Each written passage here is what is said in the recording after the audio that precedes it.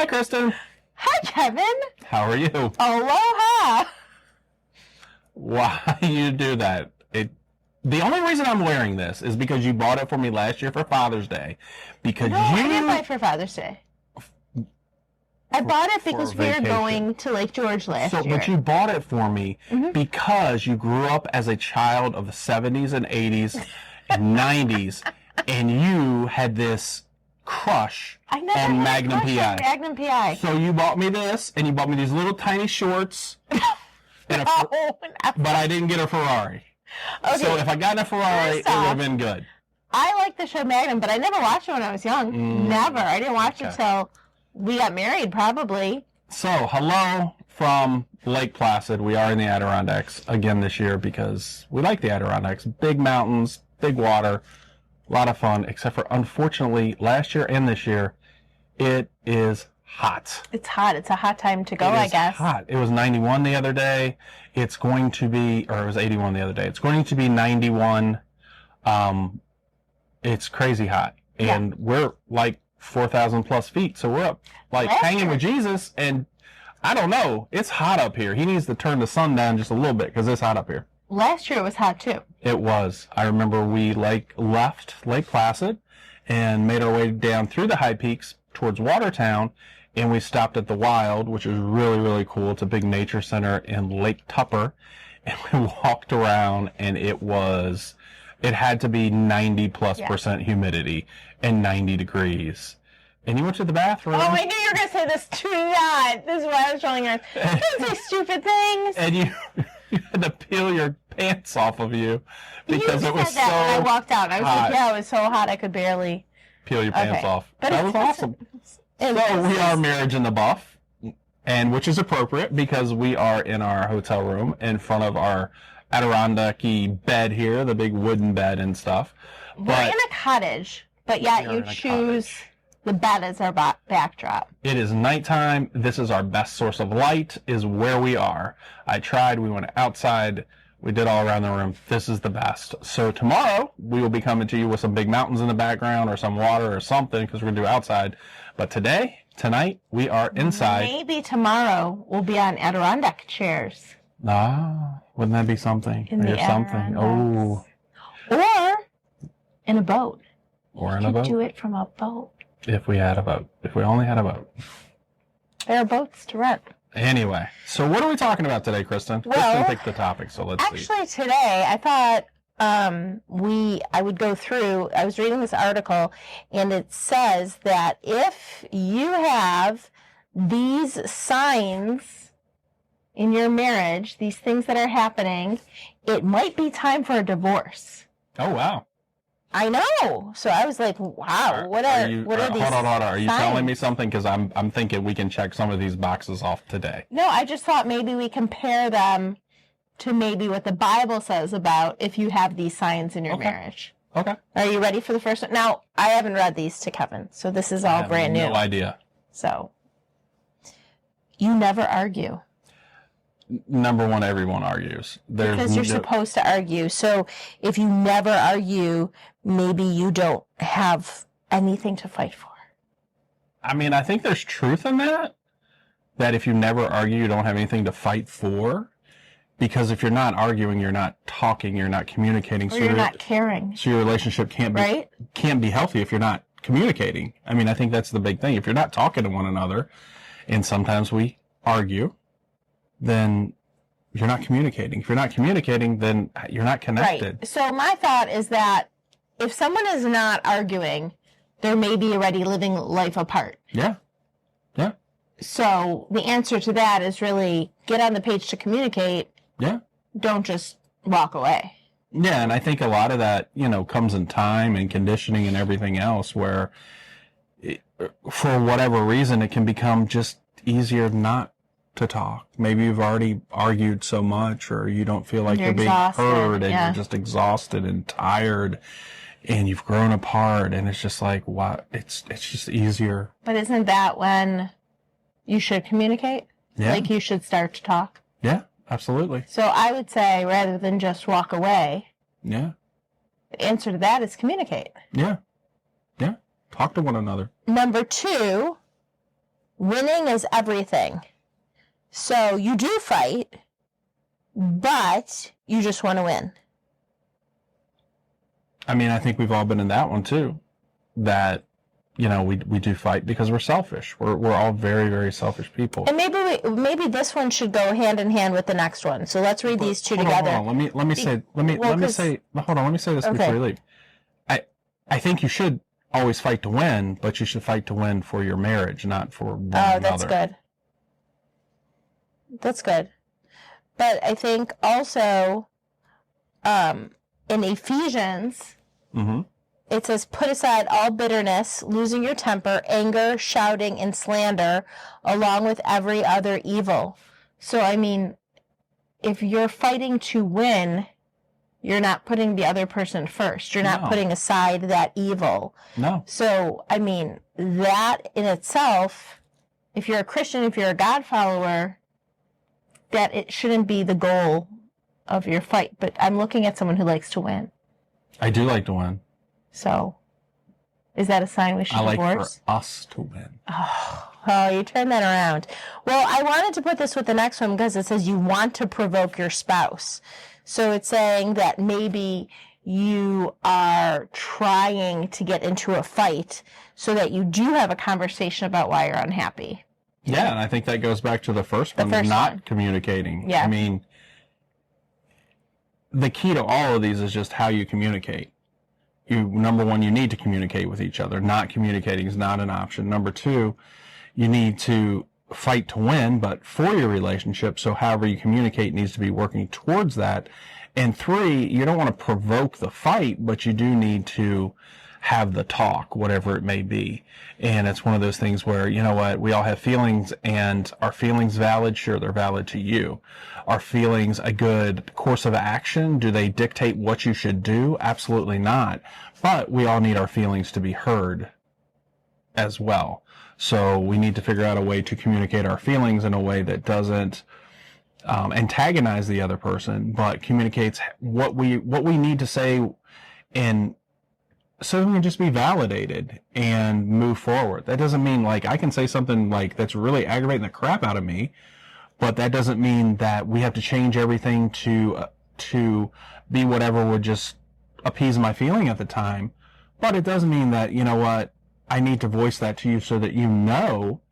And a lot of times once we actually just voice that opinion, that's all we need. We just need the other person to know, hey, this is how I feel right now. And sometimes we're not asking them to do anything or even say anything. We just want to know that we're heard. Right. And we need to always remember how it says, like, how we're supposed to love each other. So Ephesians 5:25, as for husbands, love your wives just like Christ loved the church and gave himself for her. Yeah. So in that way, when you're fighting, you should be putting the other person above yourself, because we are to mirror Jesus. Yeah. Yeah, absolutely. And I think that's really good, because a lot of times when we fight and people fight, and I know when we talk to couples and everything, and they'll be really just stuck on one thing. It might be huge, it might be little, it might be something in between. But one of the things I ask is, are you willing to die on this? Is this the thing? Is this the hill you're going to die on? Is this the thing? And if we flip it to be more like Jesus, to follow his way, he doesn't die on a hill for his belief. He dies on a hill for us in our place. Wow. So if we did that in our marriage, if that was what we chose to die on, it's like, you know what, I don't like this, whatever, but you know what, for the better of you, for the better of us, for the better of our marriage, I'm going to just let it go. I'm going to let this die and move forward. So that goes hand in hand with the winning. That's with the winning too, not just... Not just how. Okay, so the next one, they send your heart racing. What that means is, it says, if you have a negative physical reaction when your spouse walks into the room. Now wait, listen to this. It says, our brains can lie to us. That's true. Our body, on the other hand, is the incorruptible truth teller. That's not true. I know. I thought that was crazy because the Bible tells us that our hearts that's what I was going to say. That our can be evil. They can. And, if you look at that, like what the Bible says, it's our tongue. Our tongue reveals our heart. So those things are, so when we, do we have a physical reaction sometimes when things happen? And maybe it's not something that happens, but when a person comes in, it can be your spouse, your child, your parent, someone from your past, or whatever it is.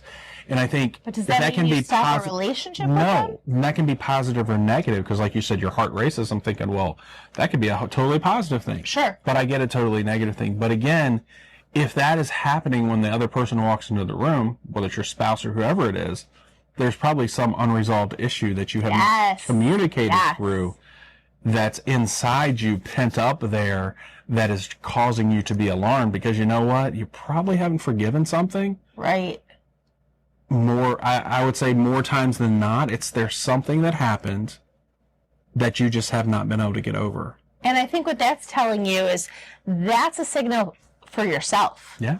That's not, oh boy, it's this person's fault. Mm-hmm. I better leave the relationship. Mm-hmm. That is more of I'm a mature person and I need to work on whatever my issue is in this relationship. And it doesn't necessarily mean you're at fault. No. But it means that, like you said, you have something unresolved that needs to be either brought to light, maybe of the other person, but there's something unresolved going on. Yes. And there can be, if you just walk away from a relationship because there's that trigger, there's whatever, like that person, as people like to say, they trigger me, they whatever it is, that's you. You're the only one that can control that. It has nothing to do with them. And if you go into another relationship, chances are something's going to happen in which advertently or inadvertently that feeling is going to come back by something that new person does. And they don't even know it. They don't even, it's not fair, because you're doing this and you have these feelings that they don't even have control over or anything. Or maybe they did make the same mistake. And if they did, it's not like, oh, okay, this happened today. It's like, okay, well, this happened 5 years ago and 3 years ago and 4 years ago. And today, and wait a minute, you've only known this person for 6 months. Yeah. But you have all that stuff, all that unresolved stuff in there that's in your heart. Like you said, that's in your heart. And that's your heart. And that has nothing to do with the other person a lot of time. And it's like, forgiveness, when you forgive someone, that's for you. That's not for the other person. That's releasing yourself from that. And we all have a hard time with that. And I know I had a hard time with it for a long, long time. But I'm going to tell you what, when you learn to forgive and move on, that doesn't mean you forget. But when you learn to forgive and move on, you have freed yourself of the greatest burden you'll ever have. You really, really have. Because you don't take those things to bed with you. You don't have those things the next day. They're not in your mind building little walls that's affecting not only your marriage relationship, it can be with your kids, it can be with people all around you. And it's happening in ways you don't even realize, just because you're just, oh, here's one little brick, and here's another brick, and here's another brick that you're just putting up, trying to guard those feelings of your heart that aren't even real or fair a lot of the times. And didn't we just read this in the book by Gary Thomas? Sacred Marriage, where he said, if you do leave a relationship and you move into another relationship and you have these unresolved issues from your previous relationship, that's not even the new person, you still have to resolve that, because what's going to happen is whatever reaction you would have had in your previous relationship, you will have again, and that new person will have no idea where that reaction might be coming from. And I think that this right here is that physical reaction. So maybe that person did do something to you, but you have to resolve that, or you're never going to have a successful relationship, even if you leave this one. Maybe that's why so many times people divorce and remarry and divorce and remarry. And let me say this. I said this the other night in our group. when we were talking about what you just said about those unresolved things, and someone who had been married 20 plus years, I think 30 some plus years, said that, you know, the other spouse provokes them. They need to stop provoking them. They need to stop. Listen, there is nothing you can do to honestly cause those feelings from your spouse. I know that sounds really harsh. That sounds whatever. That's not a reaction. That's not a whatever. I am the only one that can control my feelings and my reactions. Well, we're not talking about abuse. We're not talking like setting all those major issues aside. Setting all that stuff aside. I'm talking about, you know what, Kristen, you hate when I do this. Right. So I did it. Well, guess what? You might hate, or let me flip it. I hate when you pick your fingernail polish. Yes. And it does, and you know what? I felt my heart race from that one too. I really have. I mean, we're going to be honest on this one. Is this one of your reasons for possible divorce? Maybe. I mean, hey, I guarantee in New York today, it would be gross. We'd be all set. But anyway, you can do that all you want, but the feelings that I have inside me and the way I react to it are only controlled by me. And I think part of following Jesus, part of being a follower, becoming more Christ-like in our walk day in and day out, means that we learn to give those little things up. It's kind of like, how many times do we turn the other cheek? 7? No, 7 times 77.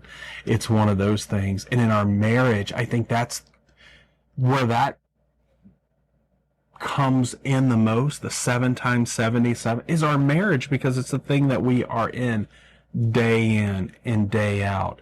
It's one thing if somebody does to you something once that you'll never see again in anything. That's pretty easy to forgive. I don't care what it is. But it's another thing when the person who shares the bed with you, who is there with you, who's in the car with you, and all these other things, does something that may annoy you or irritate you or whatever it is. In most cases, I don't care who you are, how great your relationship is, you can vocalize your opinion. You can yell. You can, tell them. You can shut down. You can do whatever. That's not necessarily going to change what they do. Right. But you can change the way you react to it. That's good. Each and every time. And that's but it's hard. Segue into the next one. It's not easy. And that's how we die to ourselves daily, to our spouses, and to become more Christ-like. Ready? Yeah. You hide your real self. So it says that if you always have to filter yourself or keep your beliefs away from your spouse, it shows a lack of respect in your opinion, and that's tough to fix. The interesting thing here, I think, is that it says it's tough to fix. It doesn't say it's impossible, so why are we seeking divorce on this one? However, I think it's interesting how communication is through all of this, number one. And number two, so if I have to always think about how it's going to affect you, then I'm not really open. So if I'm never allowed to pick my nail polish, is what it's saying, right? I don't think it's saying that, but okay, let's go with that. I'm going to let you go with that. So what do you think about that one? You're looking something up. I am looking something up, so give me 1 second. I mean, I think the very, very simple fact of that is it all goes back to Genesis 2. Which was one of the things I was going to here. Genesis 2:24, therefore a man shall leave his father and mother and hold fast to his wife, and they shall become one flesh, and the man and his wife were both naked and were not ashamed. And, that's in the buff. That's the whole play on words you use and everything. And stuff like that. But that naked is not just a physical, it's an emotional, it's a mental, it's everything. It's totally naked, so that we are exactly who we can be exactly who we are. We don't have to worry about that because the other one is not going anywhere. It goes on, and Genesis 3:8, and it says, this is after Satan showed up and they knew they were naked, and they said that in number 7 it says, then the eyes of both were open, and they knew that they were naked, and they had sewn fig leaves together and made themselves loincloth. And they heard the sound of the Lord God walking in the garden in the cool of the day, and the man and his wife hid themselves from the presence of the Lord God among the trees of the garden. But the Lord God called to the man and said to him, "Where are you?" And he said, "I heard the sound of you in my garden, and I was afraid, because I was naked, and I hid myself." He said, "Who told you that you were naked? Have you eaten from the tree which I commanded you not to?" The man said, "The woman you gave me, she gave me the fruit, and I ate." Then the Lord said to the woman, "What have you done?" But the whole point there was they were naked and unashamed, but there was some kind of sin in them that just took that away. And we're always going to have sin. That they hid themselves, not only from one another, but from God, because of something, one of those feelings, one of those things that the devil uses in us. It's like, oh, you're not good enough. Right. If she knew, she wouldn't love you. If he knew, it wouldn't be okay. Because we're always going to have the sin. It's just then they wouldn't want you. Or, wow, can you believe what they did to you? Right. Can you believe he did this or she did this to you? It goes all the way back to Genesis. It goes all the way back to the garden. There's nothing new. But that's a lie that we get today, and it's just like, oh, yeah, that's okay. You don't need to be divorced. You don't need to stay together. Just divorce them. Just divorce them. It's not worth it. But Find you. I think, like you said, like, we will always have sin. So it's knowing that person is going to accept you through your whatever, through your fill in the blank. But when it comes here and says you hide your real self, I also think that someone can read this and be like, yes, I'm not fully transparent with him. I do. But I think that also takes time. Like, I don't think you are automatically 100% open and vulnerable from day one. Like, I think there are people that are mature, but I think a lot of times as you grow together, you build more trust in your relationship. I mean, maybe in our relationship, I feel like looking now, 25 years after we were married, I think that there's a whole bunch of transparencies that were never there in day one. And I agree. And what I was thinking when we were saying that, it's kind of like, what's a good and healthy marriage? It doesn't mean, oh, you've been married 5 years, 10 years, 15 years, 20 years, 30 years, 40 years, 50 years. It doesn't mean it's good and happy, and I'm not even going to throw happy in there. It doesn't mean it's a good marriage.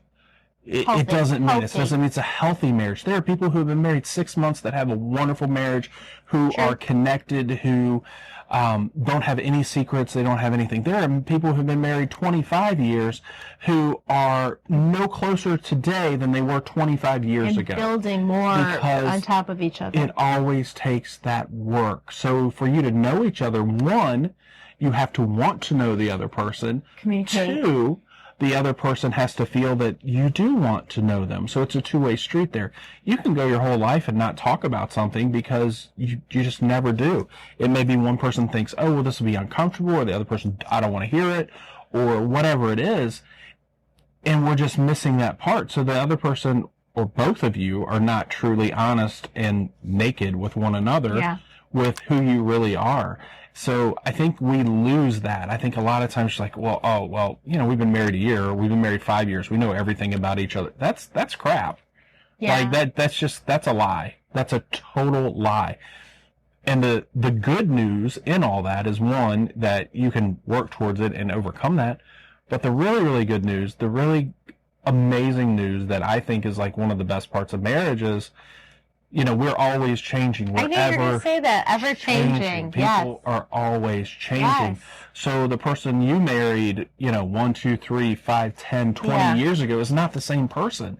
That's really good because you get more and more chances to learn about them as you go. So you're always learning those new things.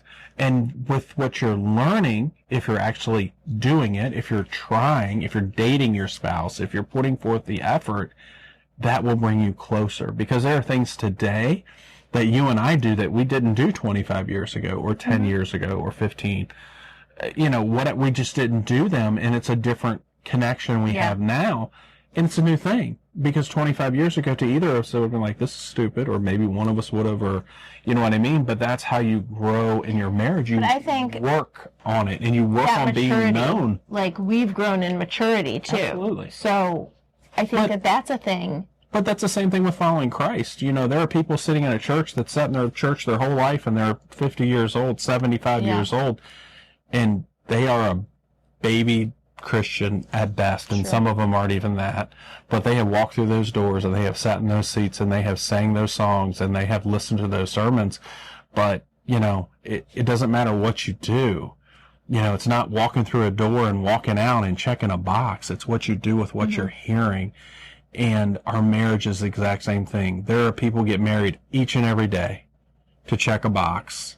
And they're like, well, this really sucks. It's not what I thought it was going to be. So I'm going to go sign this paper and get rid of it. Yeah. An easy fix. Yep.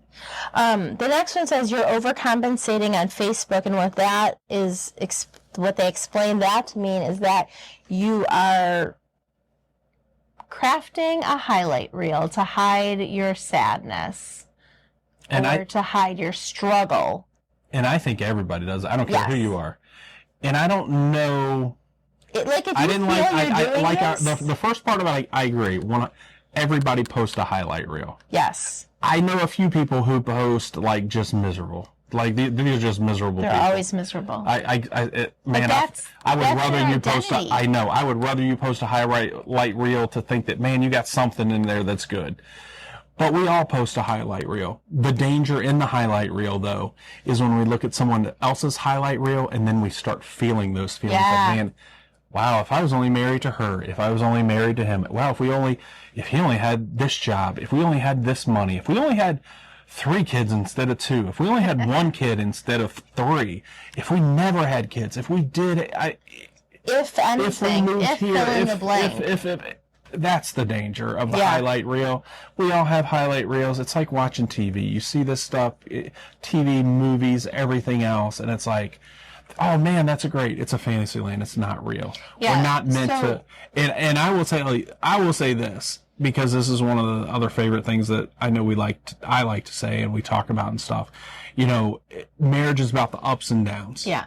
We can't live at the peak. We can't, and you know, today when we were up there at the summit of Whiteface, and you look down up there on top, there's not much. There's some wild trees and big rocks, and the weather's different and everything. And you look down and you see all the green and all the beauty and everything. It's the same in our relationship. We can't live at the top. We can't live at the highlight. Nobody lives at a highlight reel every day of their life. I took a picture too of the road that we took, and it's sort of that's the journey. That's our journey up the mountain. And it's a windy road. And then back down. You know, and I think it was really, really funny though, thinking about that. We went up and it's 5 miles from I'm not going to say the base. It's 5 miles once you start the ascent up to Whiteface in the car. And so you're going up, and it's there's a couple switchbacks and stuff. And it's pretty cool. You get up there and everything, and you're like, wow, we're up here. You're not all the way at the top. Even once you drive up there, you still got to either hike up, or they get this really cool tunnel that goes in and an elevator that is rickety as can be.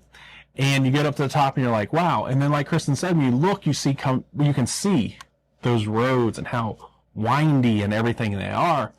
But when you leave the top, you're going like this, and it tells you to go in low gear. And I think a lot of times we need that reminder in our lives too, that we need to slow it down. Mm-hmm. And I think a lot of times when we get to the top, we're ready to just keep going as fast as we can. And I think that's when we need to slow it down. We need to enjoy those things. Yeah. And we need to realize that, you know what, we need to take our time, because there's always going to be another down in our relationship, in our marriage, in our life. There's always going to be waiting for the next step. When we slow it down and appreciate those around us, the things we have and everything, when we get to that bottom where it can be kind of low, and we start, you know, even at that point when we're going towards that bottom, it's like, wow, there's no hope to this.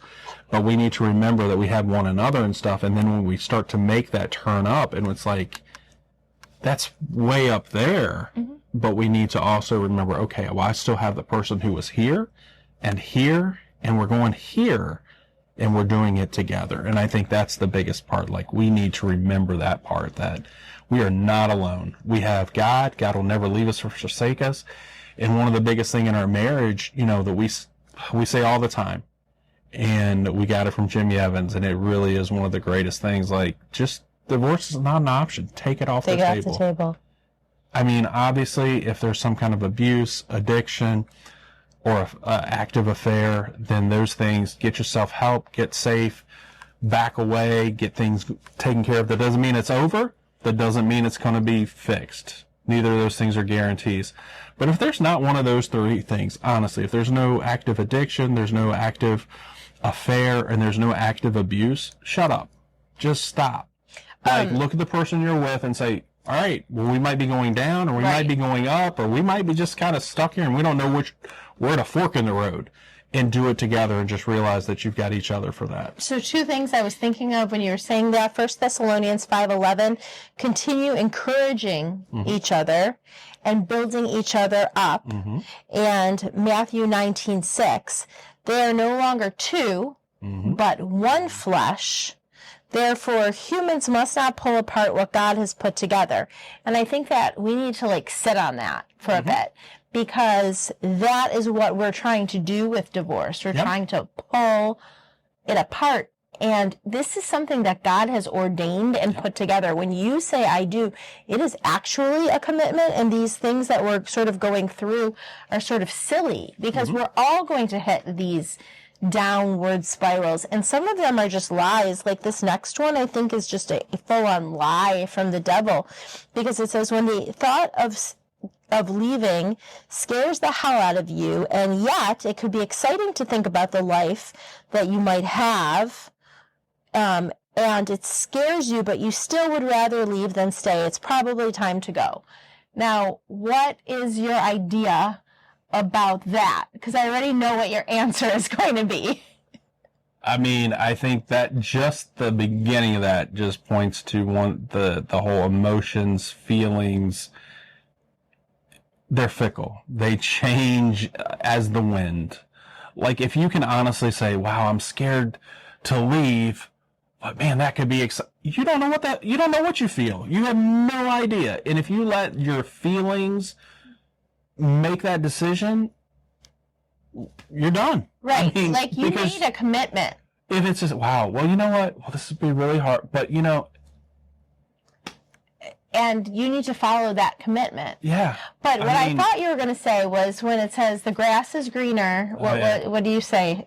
How do you say that? The grass isn't greener on the other side. It's greener where you water it. Right. And So this person's not putting in work. No. And they're just daydreaming about a what if. But every one of these things, the person's not putting in work. Right. Well, everything you have said, they're not putting in. Right. Put in the work. They're not dying to self. They're not putting their spouse first. They're not putting God first, then their spouse. They're doing none of this. They're just like, I don't know what I feel like today. That one, because that's the answer for the next one. Kids or work or friends come first. That's an indicator that you should divorce, it says. What is that actually an indicator of? That your priorities are screwed up. Right. And that you can fix that. Let me say this. I was sitting at work the other day. I'm sitting at my desk, and I got 2 other people there with me. And one of them asked a hypothetical question. Okay. You're on a boat, and it's sinking, and you got your mom, your wife, and your kid. Who do you save? And I'm sitting here, I'm like, oh, this is going to be fun. And one of the people is having this intellectual debate with themselves, talking through this. And then the other one says, well, I'm going to save my wife because my mama's already had a good life and my wife can give me another baby. And he made the right choice. But the more he talked, I'm just like, yeah, I don't even know. But I don't know how you got to that decision. Don't you think your wife? But then the other one's like, well, it doesn't matter. Either way, you're going to be in trouble either way, which is true. I don't care. That's a true one right there. You will be either way. But, I mean, it's your wife. I don't care what happens. It's your wife. But wouldn't it's your spouse. What if your kids are like 1? Doesn't matter. You got to save your kids because your wife could swim. Number one. This is I don't think anyone's going to be in this stupid situation. Okay. I don't think that I mean, I honestly don't think it is. But I think it's just the thought process in your mind. Yeah. What would you do? And most people's reaction is not what it should be. Well, and that just is. Does anyone choose their mom? I don't think so. I mean, one of the people, he says she lived a good life. Lived a good life. Yeah, I mean, he really did. He's like, well, she's old. I think the problem in the whole question comes more when people try to explain their answer. Yeah. Their thought process. I think that's one of the biggest. It's everyone had a good opportunity to learn to swim. Yeah, once you got to give this whole... If you got a baby, she hasn't learned to swim yet. Why's it got to be a girl? Because we only have girls. We don't have any boys. But the next one is, it's I and me and never we. Yeah. So that's another reason. I think that's awful. That's something that takes a lot of time to fix, because you have to change a whole mindset. Which way is that, though? Which way is what? Is that the person contemplating divorce, or is that the person they're married to? What does that mean? Well, because I can see it both ways. It says the pronouns you choose, I, me, mine, our, us, we, are a sign of how close you feel to your partner. Yeah. What expressions do you find yourself or your spouse using? That's what I was going to say. What if your spouse is using those? Well, you got to fix it regardless, right? Because you are one. That's even harder. That means you got to put in more work, because you have to change. You have to change the way that both of you value your relationship. Yeah. You have to, and I don't think you can't change another person. So I don't know if I don't think that came out right. I don't even know how to say that. Well, I think out of all of these, this is the most detrimental out of all of these, because it shows, underlying how you think, right? Yep. Like you just said, the last question, but how what your thought process is. And you're right. You can change the other person. But I think, and it's not one of those your child did this. That's a trigger. That's not my child. If I had a trigger, that could be a trigger. So I think that's something that will take time to turn around. It is. But it means that you're starting, I think it means, in my mind, you're living separate lives, right? It does, but I think it does. Like separate bank accounts? Yeah, that's stupid. I think you can use those in a positive way. I think you can use those in a positive way to say, you know what, I need to do this.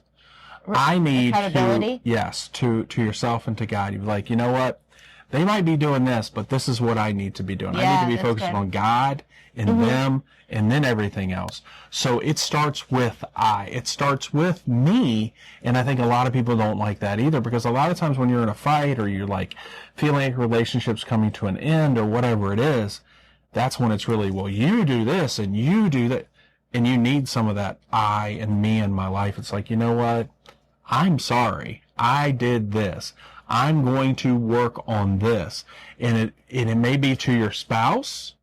And that may be hard, because it may be something you said. They may not believe you and everything else. But it starts with God. And when we make that commitment to, you know what, God, I'm going to turn back. I'm going to read your word. I'm going to pray. I'm going to change what I'm doing. I'm going to change the way I speak to her, no matter what she says to me. But it's never no matter what she does, what she says. So I think we can flip that in a positive light. But too many times it's like, oh, I feel like I need to just, I'm going to, I think we love the I and me. Yeah. But not in the way that God selfish wants us to use them. Yeah. But it's never too late to repent. It's never too late to turn and say you're sorry. No. So I think that one, to me, out of everything we read, is could be the scariest, depending, like you said, how it's used. But it's not unfixable. No. I mean, that's a silly reason for divorce. With God, all things are possible. Amen. Ready for the next one? Sure. You push back when others say stay. So someone else is telling you, someone's giving you counsel and saying, I think you should stay. And you're like, no, I don't want to. So if you're feeling that way, then leave. I think that's something we talk about a lot. That we need to, before we get into a situation like this, we need to choose the people who we are going to allow to speak into us. And in the heat of the moment, when we go to people, when we have a lot of emotions, when we think, you know what, I'm done, this is it, they pissed me off for the last time, or whatever it may be, we don't go to the people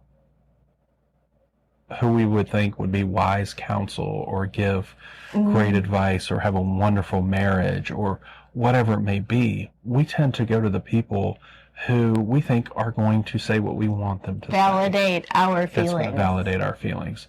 So, when we're bent towards that, when we do have someone say, hey, just see what, stay, calm down, see what, and we're like, we don't even want to hear what you have to say. Right, you're we going want to to run someone to that person. We want to run to the person to say that's what you going want to say to what we hear. want. But if we haven't set those boundaries, Mm-hmm. if we haven't put those safeguards in place, okay, if we have a problem, because, and I'm not talking about a divorce, because we're all going to have problems in our relationship. Mm-hmm. We're all going to have issues between husband and wife, Peaks and valleys. kids, Yep. just all this stuff. And that's why it's so important. And it doesn't matter if you just got married, which we tell our premarital people, or if you've been married 50 years, you still need those people that you turn to speak into your marriage. Mm-hmm. And you know what? You may have been married, and let me say this for us. We've been married 25 years. I know some people have been married a year or two that I would listen to what they said to me. Oh, yeah. And I know some people who've been married 50 years that I wouldn't listen to a single word they had to say to me. You know what I mean? And that It's not about longevity. Parenting. That should go with a lot of different, not just relationships. So I think this is one of those times where if we set those boundaries ahead of time, if we put those safeguards, and those people in place. and we have put those people in place, and we know what they have in their heart, we know what they're doing, we know all these things. I may be emotionally charged and angry and whatever, but if I go to this person and they say, hey, what are you doing? Right. I should still be able to say, wait a minute. I may not agree with what they're saying to me. Right now. But I need to calm down and think through this and give thought to what they have said to me. But if we don't have those people in our lives, we're going to run to the one that says, leave, find yourself. You don't deserve that. You deserve so much better. Right. Do because you. There are your friends who will just agree with anything you say just to make you happy. But those shouldn't be the people that you are looking for to wise counsel. You should be putting people in place that have the values that you are looking for in your relationship, that have God values, that have experience, and that have a marriage that you want to emulate. And I think that's an important part of it, because you know what? We may run to a person, and maybe our parents have been married forever, and we've seen them at their worst, and we know, wow, I don't want that. Mm-hmm. Or maybe your parents, you do want that. But I'm just going to use that example for right now. And it's a person who's been through hell and back, and maybe still in hell, and they're like, "Oh no, just stay. You're going to just blow that off in 2 seconds and be like, oh, well, where's those papers I can sign and get the heck out of here? You know what I mean? Mm-hmm. So we need to put those safeguards in place so that we know, hey, this is a person who has something I want, who is wise, and I'm going to, whether I like what they say or not, I'm going to take time to listen to it and take it to God and see where I end. The next one is they stop being your go-to person. Mm. And I feel like that's when you are already pulled apart in a relationship. Yep. So the easiest way to fix that is date nights, is having fun together, is rediscovering why you want to be with that person. Yeah. And I think that's a huge, huge point, that what do we value most? I know we talked about this before, like you can put it on paper.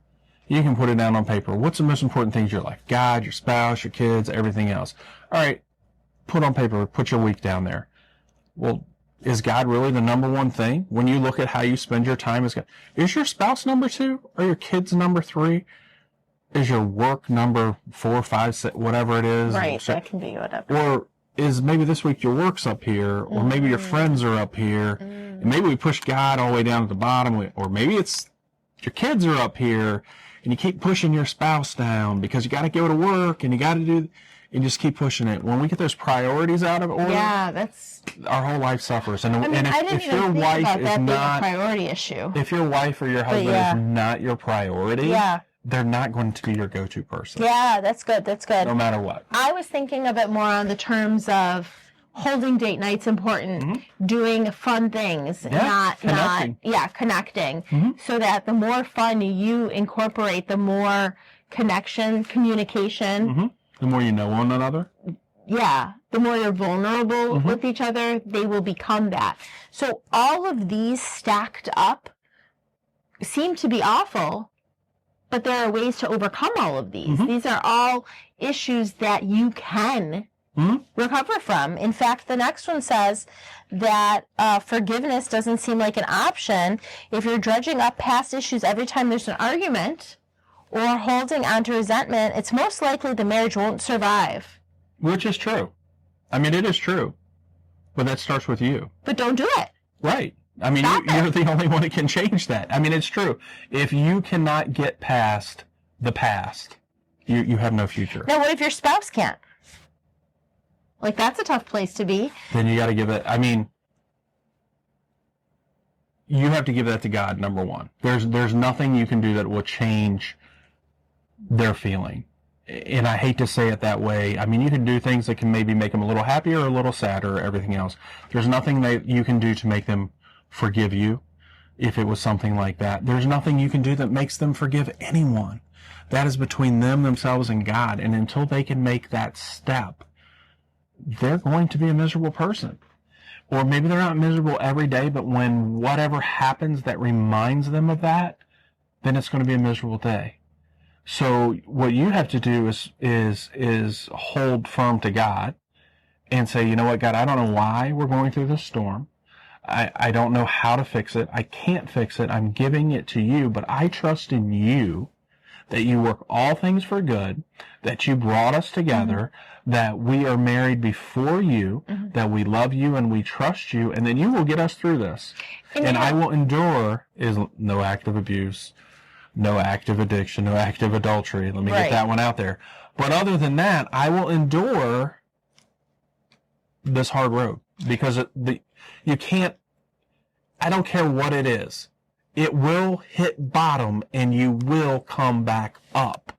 There's not a season that lasts forever. Good nor bad, nothing lasts forever. And you know what I was sort of thinking too, was that whole thing when you were saying, like, through this, you stand firm, right? You said that if it's your spouse who's dredging up the past and not being able to forgive. But you can also communicate that to them, which is part of the next one. It says you already have an exit strategy. Like, don't have an exit strategy.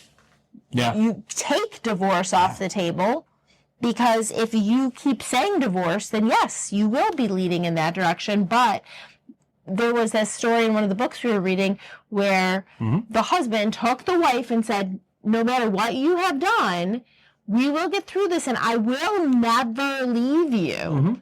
Like, you could, if your spouse has unforgiveness or unrepentance, you can actively say, no matter what happens, I'm here. Yeah. And we talked about that in our Monday group the other day too. And let me tell you what, if you are the spouse that's going through something and your spouse says that to you, that is going to just lift a weight off of you. Yeah. It will just give you some room to breathe and to know that, you know what? You're not under scrutiny. Maybe I screwed up, but it's okay. Yeah. We're going to get through this. And it might be hard. Yeah. but we will get through it. Like, I think that just communicating that out to the other person is huge. Yep. And the next one says it's hard all the time. If it's hard far more often than it's inspiring or pleasurable, it might be time to move on. Life's hard. I mean, I don't care where you are. I don't care what you're doing. Can you imagine if you read that and you're like, oh, it is hard. I'm leaving. Yeah, I mean, I don't think anybody would be married more than a week or two, like, honestly. Or a year. I mean, that's way crazy. But it is hard. And if you say it's hard all the time, you're going to go through those seasons of all the time, too, I think. Don't have kids. Because that's hard. And, we were reading in one of the books that I keep thinking about, because this is speaking a lot to the last chapter, I guess, where it said, if you look at your marriage in the light of eternity, which is a really, really, really, really, really, really, really, really long time, like even more longer than that, then what's a hard decade or two? Yeah. Do you think that this article No, I don't think would agree with that? I don't think whoever wrote this is going for that longevity. Yeah. So the other two are sort of just talk about if your therapist says something to you, or if you wonder if you should leave, you should. I just wanted to, I guess this was in Oprah Daily. So I just thought it was funny. Oprah and I don't By have much Sarah in common. Berger. So, it's sort of funny that it says 16 signs it might be time for a divorce. But God's, I then took a couple of ideas of what God says. And some of them we already said. Proverbs 5:18-19, may your spring be blessed. Rejoice in the wife of your youth. It's going to be the breast one. She is a lovely deer, a graceful doe. Let her breasts intoxicate you all the time. Yes. Always be drunk on her love. God is not telling you to divorce. God is telling you of your youth, which means you're old. So you're all together. John 15:12, this is my commandment. It's not just a suggestion. If you want to, if you feel like it. If you feel like it today, love one another. Doesn't stop there. Just as I have loved you. Do you know what he did? He died. Died for us. Not said, it's hard all the time. I'm just going to give it up. Ephesians 4:31-32, put aside all bitterness, losing your temper, anger, shouting, and slander, along with every other evil. Be kind, compassionate, and forgiving to each other. Doesn't stop there, because he then puts that zinger on it and says, in the same way God forgave you in Christ. So if you're going through these 16 signs, Christ forgave you. Like, you're not the innocent one. You shouldn't be walking away. Christ forgave you. Yep. Continue encouraging each other. We said that one. Building each other up. And then, of course, 1 Corinthians 13:4-8, love is patient. Love is kind. Love is kind. It isn't jealous. Does not boast. It doesn't brag. It isn't arrogant. It isn't rude. It doesn't seek its own advantage.